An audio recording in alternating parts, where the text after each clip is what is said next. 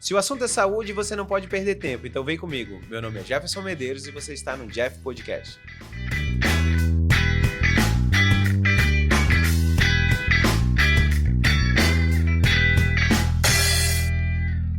Turma, podcast de hoje super atual. O assunto a gente vai falar hoje é sono. Trouxe dados aqui, lógico, com a ajuda da doutora Luciane, onde a gente tem um distúrbio da apneia do sono, uma prevalência alta em todo o mundo, cerca de 1 bilhão de pessoas no mundo têm problema com sono. O Brasil, infelizmente, está no 3º lugar, então são essas estatísticas que a gente não queria estar, mas a gente está. E 33% dos brasileiros têm problema de apneia e outros distúrbios do sono. Hoje vai estar aqui comigo a doutora Luciane Zufo, que é fisioterapeuta formada pela Newton Lins, especialista na parte cardiorrespiratória e atua já há 10 anos com um distúrbio do sono. Luciane, seja bem-vinda. Obrigada. E está super nervosa porque é a primeira vez. A gente já conversou várias vezes, né? E hoje aqui está comigo a minha grande amiga e, na realidade, hoje é quase uma co-host. Eu estou para te contratar para co-host, viu? Depois eu fiquei pensando, eu falei... Você tá parecendo quase sem jaleco, né? Não, eu pensei assim, cara, as pessoas que estiveram assistindo falaram, isso é o Jeff Podcast ou sem jaleco? A gente já está junto, entrevistando mais dois. Doutora Amanda Alcântara, a mulher mais desejada dentro do Amazonas, de 10 em 10 mulheres que querem perder 2 quilos, né? Ela é médica especialista em medicina do esporte e seja bem-vinda a segunda vez, na terceira vez. A gente já sabe que você vai pedir música, né? É verdade. Obrigada. Tu posso pedir música, né? Não, agora ainda não. Na terceira vez, só tá na vendo? terceira, né? Aquela que não entende tanto de futebol, assim, gente, desculpa. No esporte espetacular. Não assiste esporte espetacular, 3 gols, o cara pede música, então... Agora então me chama outra vez, que aí eu peço... Não, já tá certo, né? No final do ano, pra gente fechar o Jeff Podcast, você estará aqui junto comigo.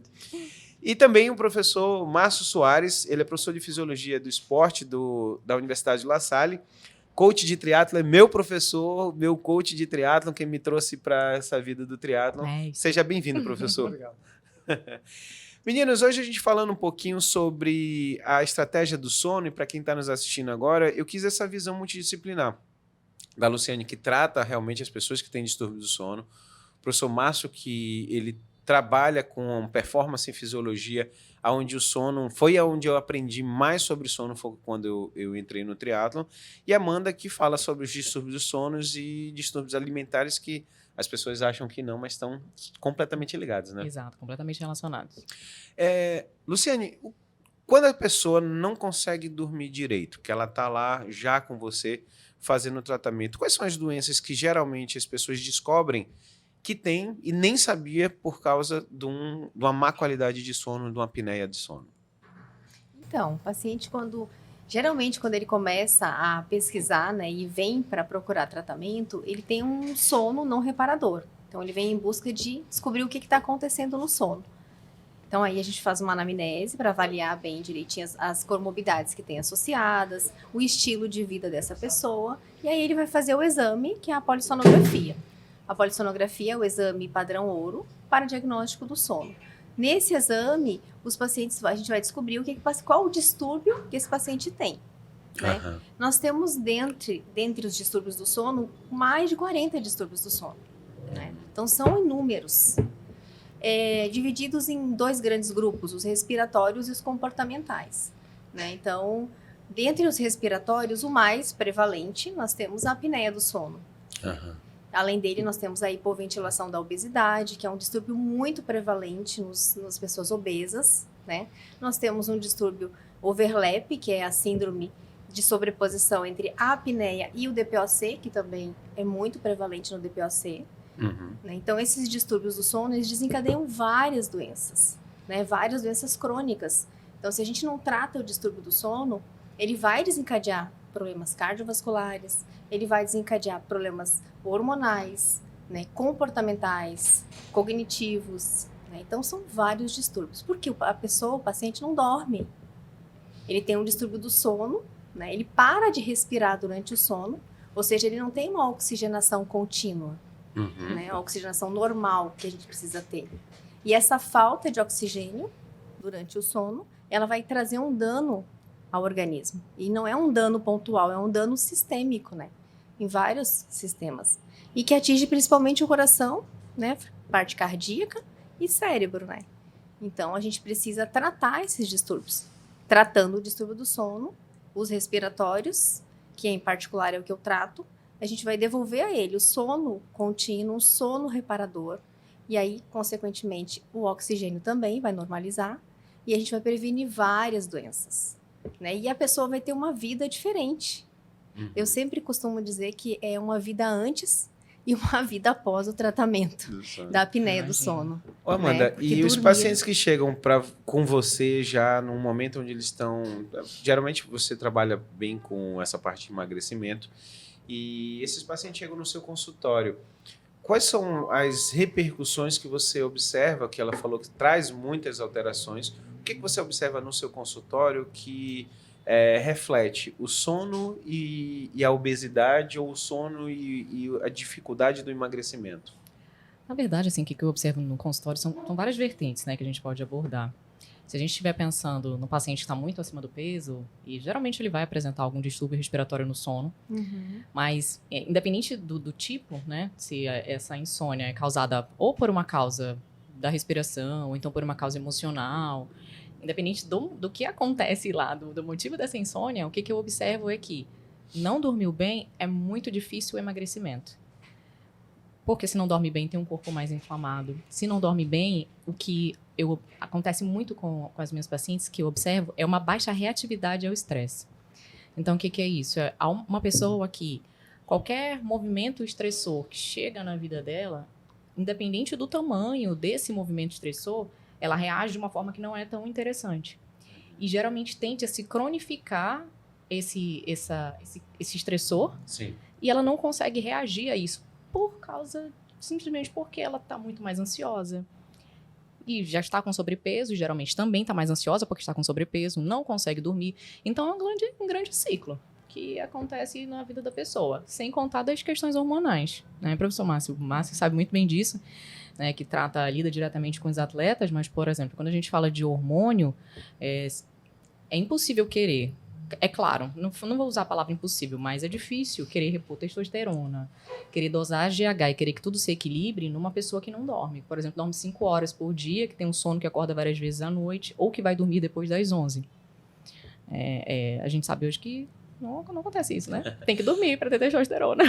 Professor, quando chega nesse ciclo, a pessoa está ali procurando emagrecimento e chega com a Amanda lá pedindo... já começar uma alimentação saudável, mudar. E ele entra com o senhor para vir para o esporte. E eu vejo que muitas das pessoas elas já estão acostumadas a saber que na hora de emagrecer elas começam a comer bem e começam a fazer exercício. Mas onde é que está o sono aí no meio desse jogo na hora de você fazer o esporte? Como já foi mencionado pela doutora Amanda, ele tem uma influência na questão hormonal muito grande. E a atividade física, a prática da atividade física, o que a gente quer, o que o indivíduo quer quando começa a treinar, é ter uma condição para a saúde e melhorar o rendimento dele. Então, para isso é necessário um estímulo, que seria o treino, e uma recuperação que envolve a alimentação, que envolve descanso e o sono. Só que muita gente não considera o sono dentro desse contexto. Ele se alimenta, ele descansa na medida do possível, mas ele não considera o sono como um fator reparador fundamental para que ele possa melhorar o desempenho dele. E quando eu lembro que eu aprendi muito com o senhor essa parte do sono, eu vejo que as pessoas... Eu fui uma das pessoas que antigamente eu tinha mania de dizer que dormir era perder tempo. E eu comecei a aprender com o senhor... Tem gente que fala, vou dormir quando morrer. Não, com certeza. E eu vi que durante os ciclos de treinos, e principalmente quando eu estava ali no treino para ir para o Ironman, eu vi o quanto importante era eu dormir, porque quando eu dormia pouco, era a hora que eu podia ter lesão. Acontece muito isso, ou na realidade não é nem overtraining, a pessoa não entendeu que existe uma fisiologia atrás do sono. Existem alguns estudos que comprovam a relação entre pouco sono e lesão. Isso é fato. Então, e a gente sempre costuma mencionar, o sono é uma coisa que a gente não gasta dinheiro. Né? Às vezes a gente procura uma solução, né, gastando muito dinheiro para ter um rendimento melhor e não dorme, não faz aquilo que é fácil, prático. Tá lá de graça, né? E é de graça e é essencial. Inclusive, muitos atletas, né, os grandes atletas, porque assim, existe como se fosse uma dose e resposta. Quanto mais a gente treina, mais descanso nós precisamos. E isso está incluído o sono. Então, um atleta profissional, por exemplo, é comum dormir 8, 10 horas. O Federer, ele dorme mais ou menos 10 horas, de 8 a 10 horas.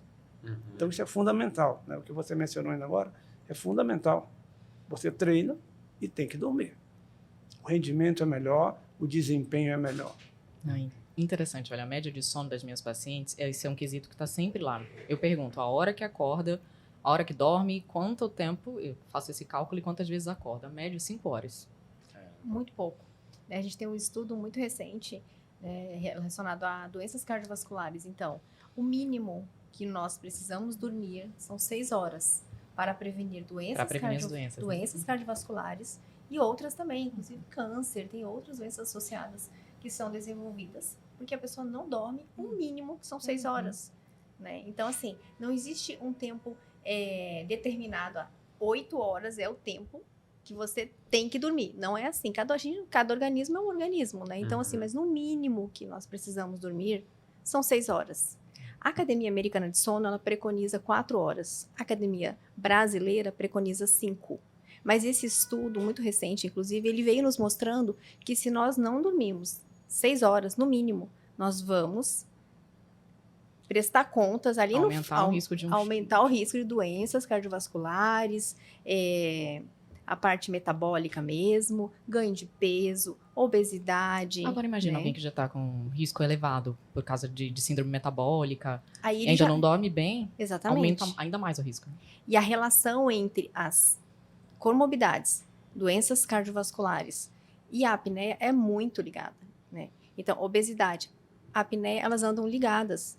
O percentual de pacientes que tem cardiopatia, que tem apneia do sono, é de 40% a 60%. O percentual de pacientes que têm obesidade e que têm apneia é de 70%.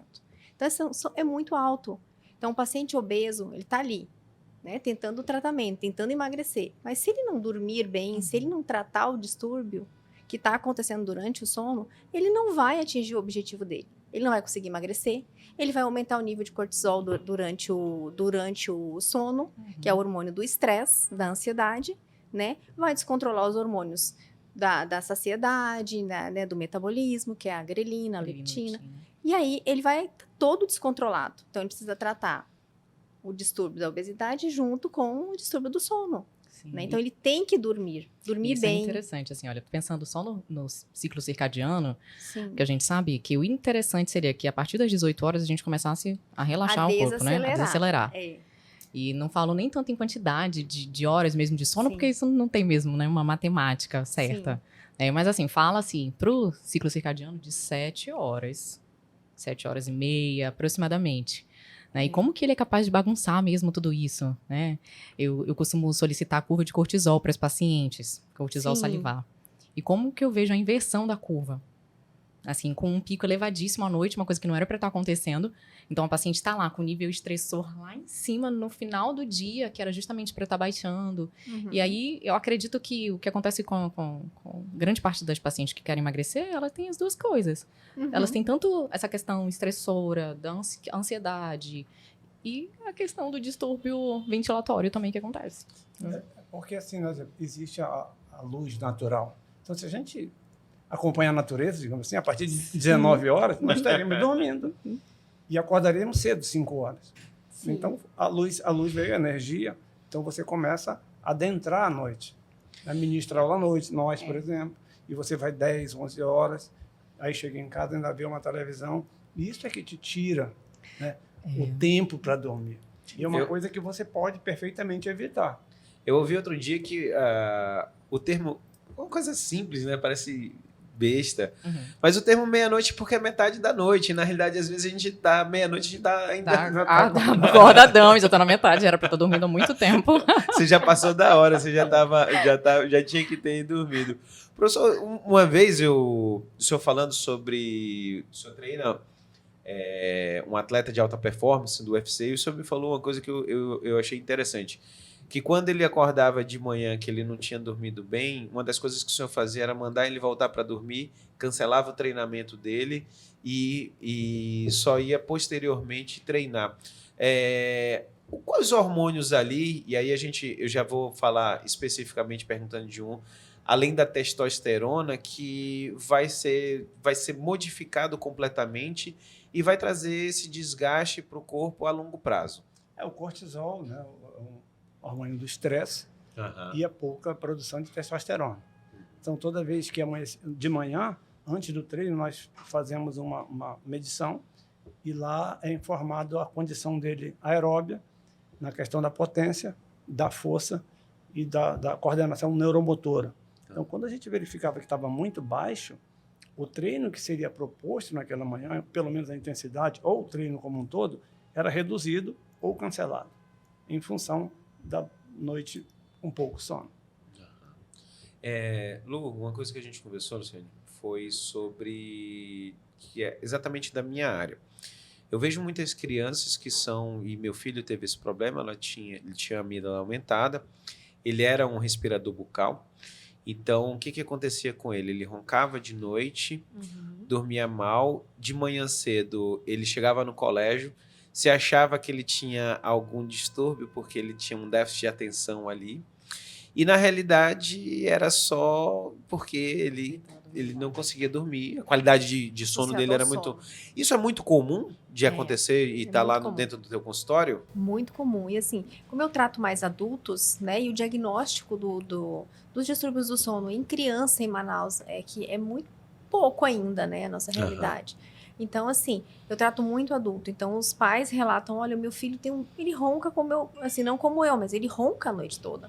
E ele acorda hiperativo, estressado, mal-humorado, vai para a escola já com raiva, entendeu? Na escola, os professores falam que ele tem déficit de atenção, ele não se concentra, porque a criança está ali, ela tem um distúrbio do sono, ou seja, ela pode ter ela tem uma obstrução da via aérea superior, geralmente, na criança, geralmente está associada a uma amígdala, né, hipertrofiada, ou uma adenoide, né? Então, assim, é muito importante a gente olhar para o nosso filho, olhar para a criança e avaliar, né? E tratar. Se for cirúrgico, geralmente na criança, a maioria é tratado cirurgicamente, né?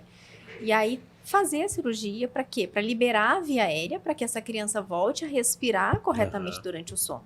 Porque vai refletir no aprendizado, vai refletir no desenvolvimento dela na escola, né? E no crescimento, inclusive. Eu tenho um caso de uma criança com síndrome de Down, agora bem recente. Essa criança está comigo há uns 3 meses. A mãe, né, procurou o otorrino justamente porque o menino tem 9 anos, o filho roncava muito, né? Então, assim, passava a noite sentando na cama. Não, então, ele tinha aquela tipo sonambulismo que ele senta, né? Sim. E aí, ou seja, ele procurava o ar, ele procurava respirar, isso dormindo. E a mãe percebeu que aquilo não estava normal e começou a procurar os otorrinos. Aí fizeram um exame do sono na criança e diagnosticou uma apneia moderada. O menino tinha 25 paradas respiratórias por hora. Caramba. Então ele iniciou. Aí, como ele é uma criança com síndrome de Down, né? Os médicos acharam melhor não intervir com cirurgia, né? E tratar com a terapia positiva, tratar com o CPAP. Então, ele veio, né? Então, veja, uma criança com síndrome de Down é uma criança que já tem uma dificuldade e a mãe relatou exatamente isso. Ele acordava já estressado, ia para a escola mal-humorado, chegava na escola, né? Brigava com os coleguinhas, assim, não rendia. Ele só rendia, tinha um rendimento melhor na parte da tarde. E de manhã a criança não rendia, não tinha rendimento nenhum. E aí ele começou o tratamento da apneia do sono com o CPAP.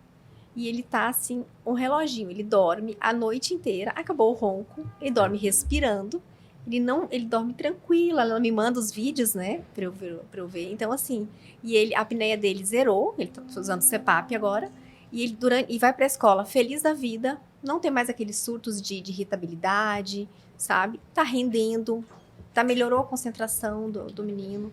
Então, assim, é palpável o resultado, né, que você vê no tratamento de um paciente que tem apneia, seja adulto, seja criança, quando ele respira corretamente durante o sono, né?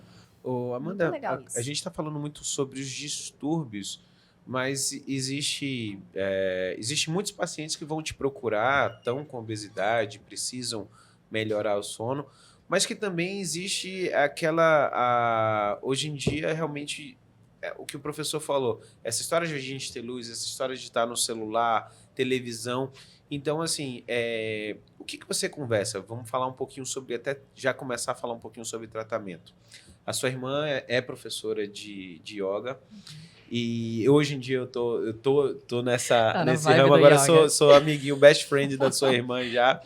A gente conversando. Como é que você veio e até o que você fala para as pessoas que estão realmente... Você vê que ela não tem nem tanto um distúrbio, não tem uma obstrução, não tem nada, mas ela tem esse mau hábito.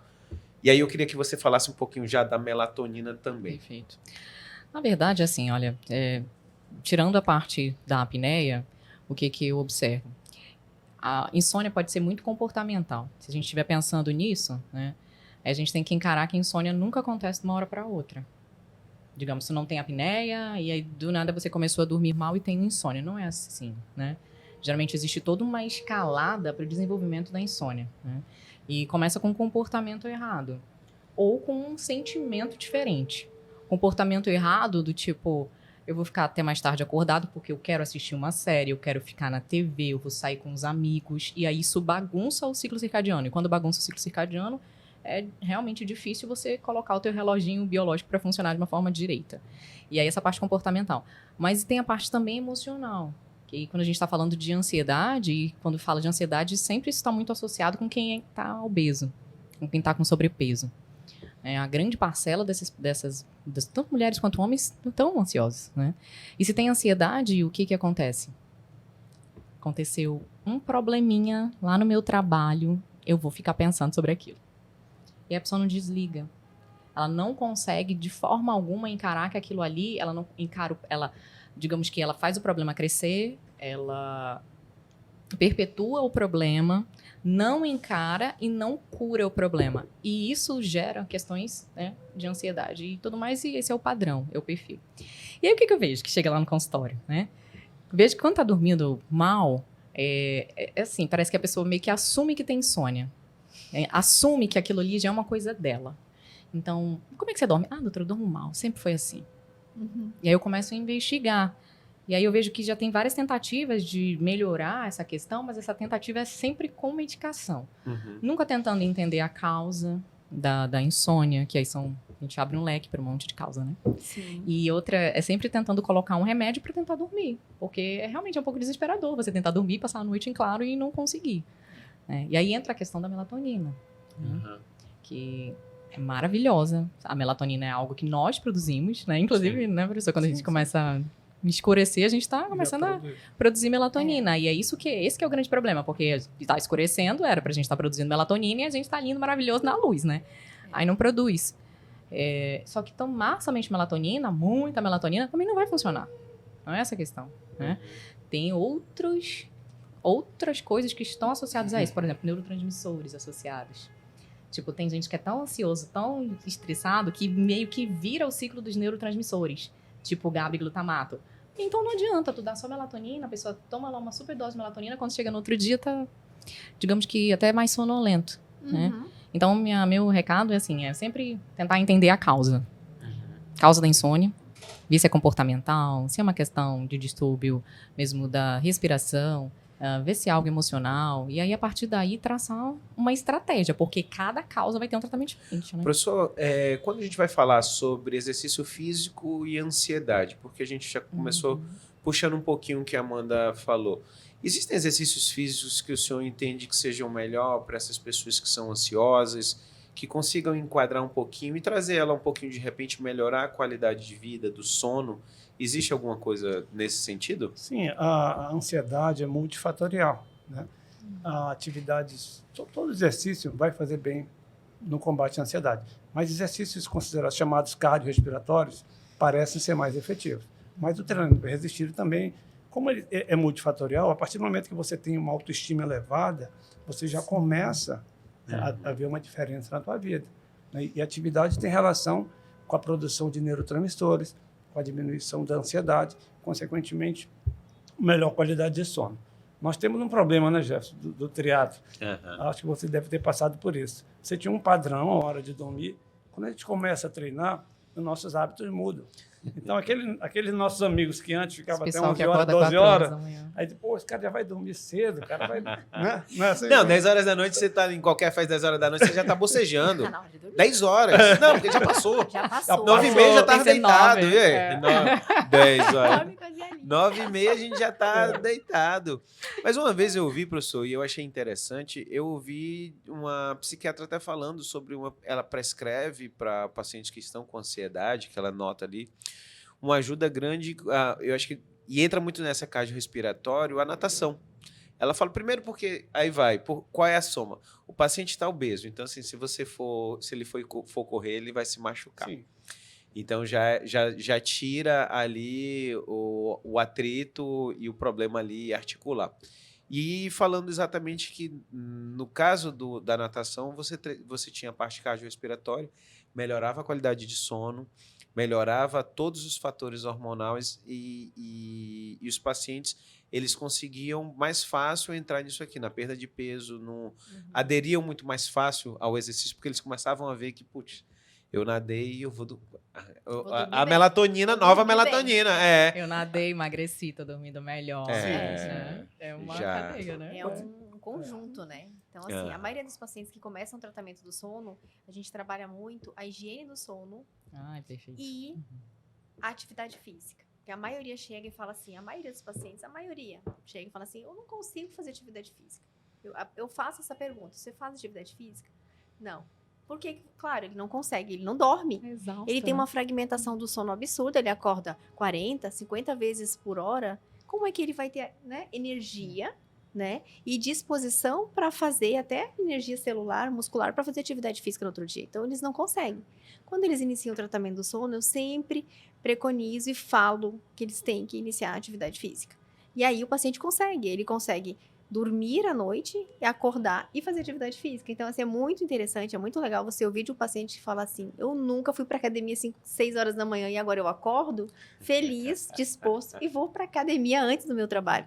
Né? Então, assim, eu tô malhando, coisa energia, né? que eu não sei quando foi na minha vida que eu fiz isso. Então, assim, já mudou o estilo de vida, né? Porque ele passou a dormir bem, aí ele faz atividade física, aí depois ele passa o dia bem, disposto, né? Ele passa o dia bem, feliz, consegue cumprir as atividades do dia. Isso é muito legal. E aí, quando vai chegando no final do dia, ele já tá entrando, o ciclo dele já tá normal, ele já tá começando a ficar sonolento mais cedo, ele já tem que dormir. Então, estabelecer um horário para dormir é outro detalhe muito importante. Dormir sempre no mesmo horário, né? A higiene do sono, ela anda junto com o tratamento da apneia. Tem que ter higiene do sono. Então, tem que ter um horário. Eu falo, coloca o relógio para despertar, o celular para despertar. Então, naquele horário, 10 horas é o horário de dormir. Tem que estar na cama. 10 horas. Aí condiciona o cérebro. Então, o sistema nervoso está condicionado. Aí 10 horas, eu tô com sono, porque já tá no horário mesmo. Aí quando dá 6 horas, 6h30, ele já tá acordando. Às vezes ele acorda antes do despertador tocar. Então já cumpriu, né, as fases do sono e ele já completou ali o sono, teve o sono REM, o sono reparador, e aí ele acordou. Então é muito interessante, é muito legal. A pessoa tem que ter um horário para dormir e um horário para acordar. E outra coisa que eu falo, Luciane, assim, acordou, por mais que não tenha dormido bem, ainda tá na fase de tratamento, vai se expor ao sol. Isso. Abre a janela, vai pisar no chão, vai fazer qualquer coisa pra mostrar pro teu corpo que tu tá acordado. Pra entendeu? ativar, pra né? ativar todo o sistema e tentar voltar o teu relógio biológico pro mesmo horário certinho. Sim. Ô, professor, dentro da faculdade eu vejo que, vou falar um pouquinho já dos personagens. Hoje em dia a gente vê que, aqui no Brasil, graças a Deus, até porque minha irmã tá morando na Europa e lá é muito caro, né, você ter um personal. Aqui no Brasil a gente já vê que é algo muito mais disseminado. O senhor como professor, o senhor nota também que os seus alunos já começaram a entender um pouquinho sobre isso, sobre a necessidade de sono, até para replicar para os clientes, vamos chamar de clientes deles, dentro de uma academia ou de qualquer prática de exercício físico? Sim, nas minhas aulas na faculdade, eu sou professor da faculdade La Salle, eu sempre enfatizo isso. É um processo, faz parte do processo de recuperação. E, infelizmente, quase ele não é considerado. Ninguém fala em sono. Fala em suplemento, fala em várias coisas, mas em sono não. Mas é muito difícil você combater essa falta de sono. Seja hoje, o aumento da ansiedade, a sociedade consumista, você tem que produzir, você tem que trabalhar à noite. Então, tudo isso, tem que acordar cedo. Então, tudo isso vai contribuindo para que as pessoas cada vez durmam menos, né? Mas a gente sempre procura enfatizar isso aí e deixar bem claro a necessidade do sono, repetindo aqui, mesmo porque é barato e não custa nada. Então, e o engraçado é que assim, o problema das pessoas, quando eles perguntam que horas eu acordo, eu falo assim, o problema não é a hora de acordar, o problema é a hora de dormir. Esse é o problema. Porque se você for dormir meia-noite e acordar às 5 horas, ou às vezes 4 horas como eu acordo, o problema para mim não é a hora de acordar, o problema é a hora que eu fui dormir. E falando sobre higiene do sono, a gente colocou, a minha esposa durante muito tempo, minha esposa sempre dormiu cedo. E eu brigava porque na época eu obeso, maus hábitos, era aquela história de ficar assistindo série, ficar até meia-noite. E quando eu comecei a fazer o treino, comecei a treinar o triatlon, caiu como uma luva, porque assim, lá em casa é o relógio, 9 horas todo mundo tá deitado, tem de 9 a 9h30, a gente postulou ali meia hora para ler, que não tem coisa, parece que é engraçado, né? Eu acho que se vocês lembrarem, toda vez que a gente abria um livro para estudar durante a faculdade, dava sono. Às vezes eu... E aí, às vezes, eu comecei a botar até... Existe aquelas meditação guiada. Cara, que é uma maravilha aquilo dali. Então, você consegue fazer uma higiene mental e consegue ir embora sem precisar de melatonina, sem precisar... Porque eu vejo que, às vezes, as pessoas viciam em... Tomam um remédio para ir dormir. Aí, se o problema não for a melatonina, ele acorda com sono e toma remédio para ficar acordado. Vai tomar sintope de cafeína, sintope de energético. Vira um ciclo. Enquanto que, por exemplo, deveria ser o contrário, né? Tá com insônia, tira a cafeína. E provavelmente vai melhorar um pouquinho. Uhum. E qual, na vivência de vocês, o que tem de mais importante quando a gente vai falar sobre sono, mudança de hábito? O que vocês veem que é importante falar para a pessoa? O primeiro passo. O primeiro passo é perder peso, o primeiro passo é fazer o tratamento, o primeiro passo é ir para o esporte. Como é que vocês veem, imaginando assim, se eu fosse um paciente, tivesse obeso, chegasse para vocês dizendo, olha, eu estou acordando várias vezes à noite, não tenho... O que vocês me prescreveriam? Vocês têm o que vocês têm em mente, mais ou menos, do que a gente pode fazer? Cara, pra mim, assim, a coisa mais importante é criar um hábito. E, assim, um hábito de se alimentar um pouco mais cedo, não deixar pra comer depois das 20 horas, tentar fazer realmente uma refeição, no máximo até as 18, 19. Um hábito, como a Luciane falou, de dormir sempre no mesmo horário. Tentar, realmente é isso, é o hábito, acordar cedo, se expor ao sol, porque conforme for todo dia esse ciclo se repetindo, aos poucos o corpo vai respondendo de alguma forma. É claro que, eu gosto de dizer assim, eu sempre falo que tudo é o poder do hábito, daquilo que você faz, repetidas vezes, né? Você não gosta de tomar café sem açúcar, mas se você fizer isso várias vezes, em algum momento isso vai ficar um pouco melhor. Não é que eu gostei também, né? Eu tirei. Então, assim, é tentar criar um hábito mais saudável em relação ao sono. E sempre procurar investigar a causa dessa insônia. Investigar. Eu acho que o diagnóstico, a gente sabe que os distúrbios do sono, como eu citei, são inúmeros, né? A gente tem mais de 40 distúrbios do sono. Então, a pessoa precisa se analisar, né, e ver assim, eu não estou tendo um sono reparador, eu não estou tendo um sono de qualidade. Isso está comprometendo o meu dia. O que não acontece. Desculpa te interromper. Tem algumas pessoas que elas não entendem até se elas têm um sono reparador ou não. Às vezes eu pergunto assim, você dorme bem? Durmo. Aí eu começo a perguntar algumas coisas, mas tipo, dorme no máximo 6 horas, acordou 5 vezes, e ela caracteriza isso como bem. Bom. Então isso é muito super importante. É muito subjetivo. Por isso que às vezes o diagnóstico da apneia também é difícil, de um distúrbio do sono. Porque a pessoa está dormindo e a maioria está roncando, não está percebendo que está tendo esse ronco, ela não percebe que está parando de respirar, a não ser que a pausa respiratória seja muito intensa, o tempo de apneia seja muito elevado.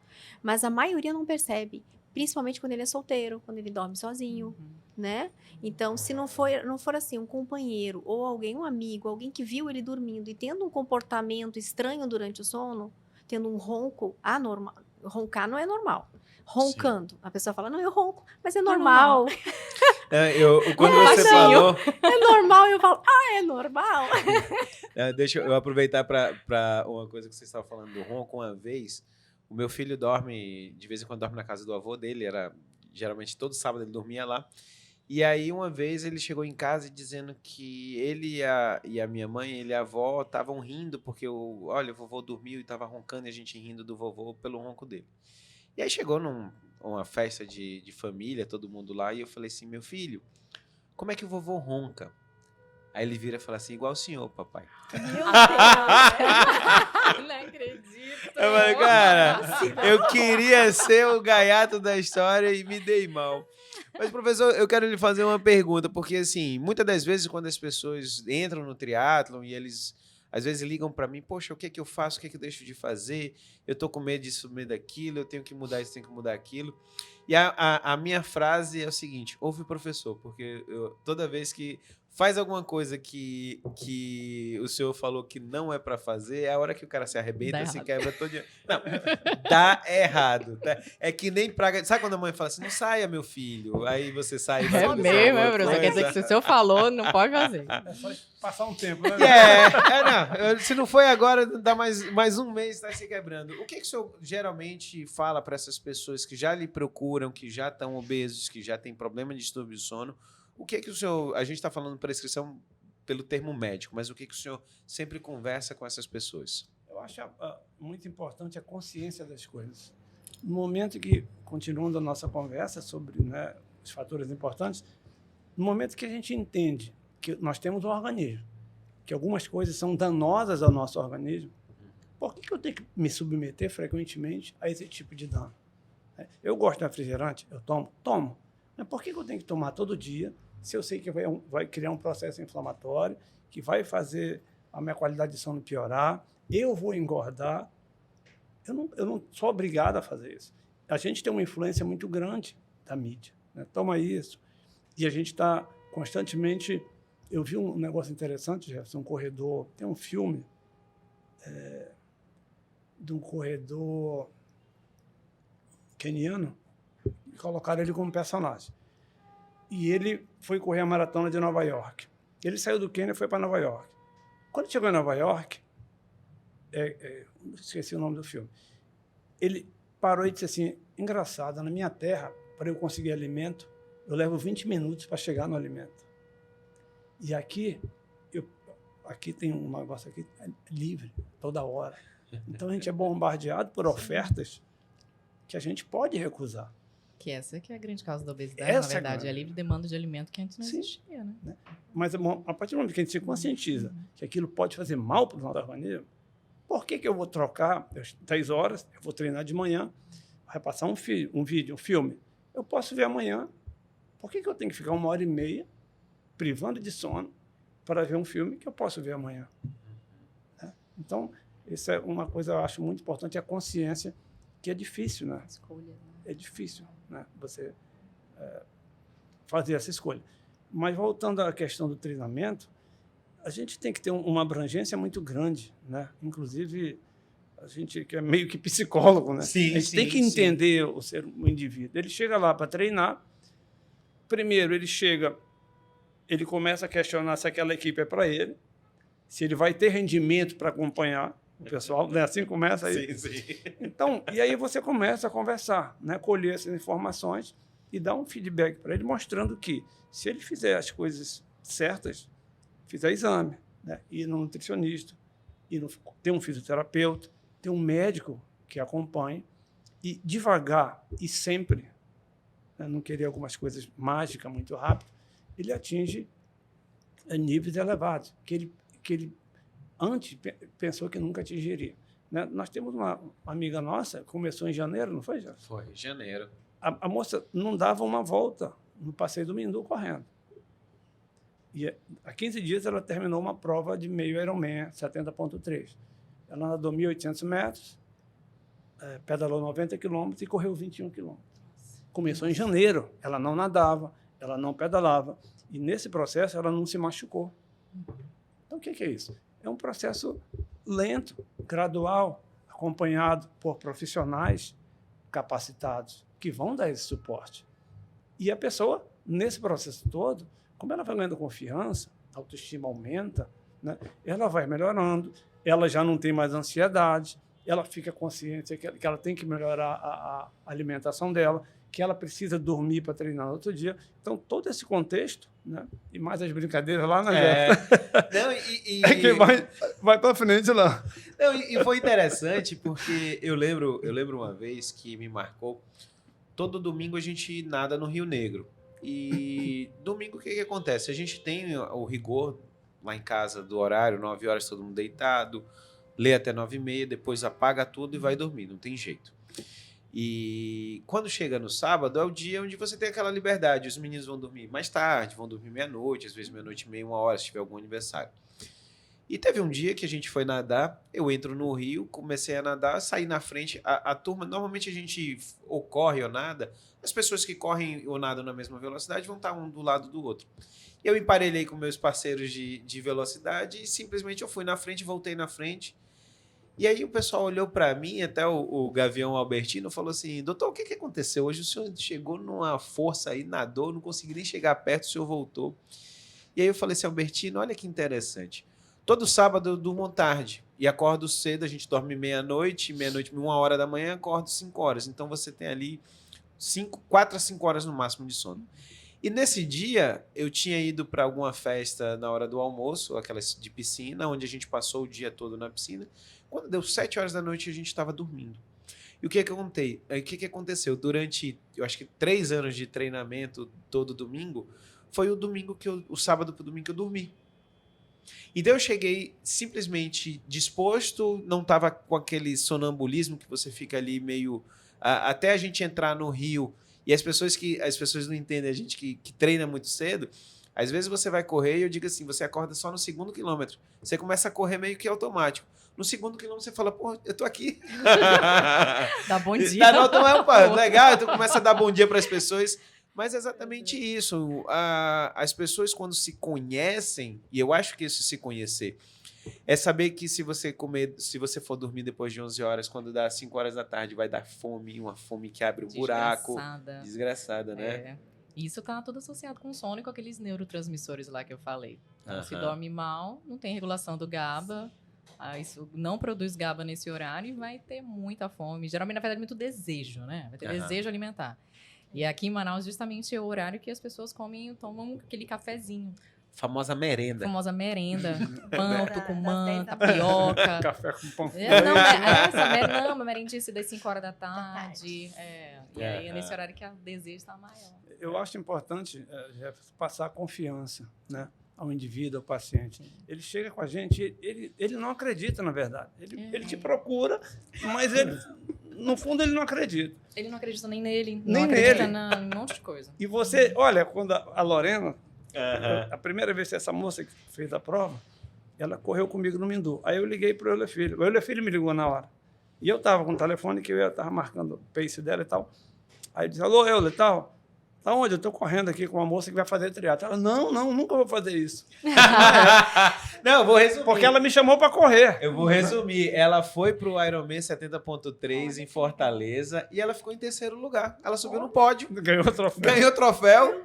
Isso começou em janeiro e disse pro professor que ela nunca iria fazer um triatlo. Uma pedaleia, eu digo, mas começa, tem um começo, tem um processo. E tem ela teve um ritmo, confiou e tudo mais. Isso é importante. É que o paciente confie no profissional e a gente passa essa confiança para ele. Eu vejo muito isso quando eu aplico o jejum nas pacientes, tanto para emagrecer, né? Porque o que acontece? Eu falo, olha, você vai fazer o jejum, no início vai ser desconfortável, no início talvez você não emagreça tanto, só que o teu corpo vai se acostumar. Ninguém acredita. Pois é. E até quando eu falo sobre a questão, por exemplo, do jejum mais prolongado, 24 horas, 48 horas sem se alimentar nada, eu falo, o teu corpo vai se acostumar. Só que a gente precisa fazer um trabalho antes, não é da noite pro dia. Sim. As pessoas não acreditam. Sim. É uma descrença mesmo, mas eu acho que faz parte do nosso trabalho mesmo. Sim. Como o senhor bem falou, de dar essa confiança de que existe, sim, a possibilidade de tudo ser conseguido, de melhorar sono, de emagrecer, de conseguir ir pro treino, mas é preciso uma frequência, um ritmo, um diagnóstico. E quando a gente vai falar dessa mudança, já que a gente está falando de nomes aqui, né? O Anfremon, ele já esteve aqui 2 vezes também no podcast. Eu lembro muito bem que, assim, o Anfremon, ele tem canal no YouTube, então ele gravava muito à noite. O Anfremont, ele tem uma banda de yoga. Olha, se minha esposa tá aí, minha esposa acha que eu faço muitas coisas, o Anfremont, assim, é disparado. Eu não sei onde é que encontra as horas tudo para ele. Tocava numa banda, era cantor, tocava. Mas a gente viu uma coisa, como é que foi a mudança? Ele se dispôs a fazer o Ironman lá em Fortaleza, junto com a Lorena, o grupo todo lá do Márcio Soares. E aí ele teve que parar de tocar na banda. Você ouviu que ele voltou agora, começou a tocar agora. Por quê? Porque ele tinha que abrir mão. Então ele não podia mais ir para um show de noite tocar, porque 5 horas da manhã ele tinha que estar em pé e ele tinha que estar bem. Então ele perdeu bastante peso, ele começou a ganhar massa muscular, ele começou a ter uma qualidade de vida que, assim, você que trabalhou com ele há tempos atrás, se você passa pela rua, você não sabe, não reconhece não vi a mais. modificação assim pessoa. nele, tenho visto assim, depois que aconteceu a mudança, é outra pessoa, Outra né? pessoa. Aham. E é isso aí. E toda vez, logo que ele começava, ele ficava olhando. Esse que é o grande, acho que, o problema das pessoas, né, professor? Ele ficava olhando a velocidade com que eu pedalava, a velocidade com que eu corria, a velocidade que os meninos nadavam. E ele falou assim, nunca vou ser assim. Eu falei assim, cara, vai. E aí ele falou, mas como? Eu falei assim, simples, ouve o professor. Se você pegar aquela planilha que o professor... Sabe aquilo dali que ele perde o tempo dele todinho fazendo para você? Se você fizer aquilo dali direitinho, você vai chegar. E foi o que aconteceu. Hoje em dia ele corre melhor do que eu, nada melhor do que eu, pedala melhor do que eu. Então, assim, aquilo que ele achava que era impossível, ele saiu passando de todo mundo. É o que a doutora Amanda falou, uma rotina de treino. E escolhas, né? Ele teve que fazer uma escolha que com certeza não foi uma escolha fácil, porque ele gosta de tocar, né? E aí sair dessa atividade para poder estar noutra. Porque tem atividades que não são compatíveis mesmo. E depois ele volta, né? Já tá lá cantando de novo. Não, agora ele pode voltar. Meninos, terminando o nosso podcast aqui, a gente já está adiantado a hora, mas eu queria que vocês deixassem, cada um deixasse recado, principalmente dentro da sua área, para as pessoas que estão nos assistindo, o que podem fazer para melhorar, ou o que você queria deixar que ficasse na cabeça das pessoas que estão nos assistindo e, de repente, até disseminar, porque que, às vezes as pessoas, ainda como o professor fala, entra, vem, pergunta e não acredita que Só dormir acredita. é barato, que não custa nada e que pode salvar a sua vida em muitos hábitos. Lu, por favor, pode começar. Bom, eu gostaria de enfatizar, né, que o sono ele é uma função fisiológica essencial para a nossa vida e nós precisamos ter qualidade de sono, não só quantidade, mas qualidade, né? Precisamos ter sono reparador para termos saúde, né? Então, assim, esses distúrbios do sono, eles se tornaram uma epidemia, né? Quase uma questão de saúde pública, né? São muitas doenças desencadeadas por um sono ruim.